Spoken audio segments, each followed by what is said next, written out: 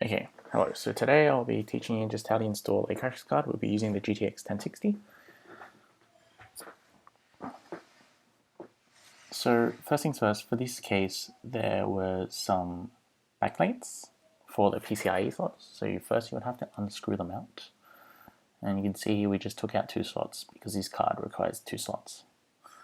There was also a shield for the PCIe slots, so we also had to unscrew that.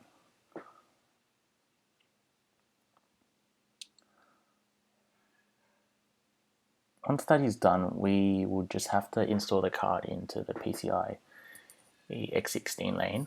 Make sure you take off the cover for your graphics card. So when installing this card, just make sure you press firmly, and sometimes you might be able to hear an audible click. And make sure you screw in the 2 screws for the PCIe slots at the back afterwards. Once that is also done, just make sure you put in the cover back in if you have any of those for your cases. It depends on each case.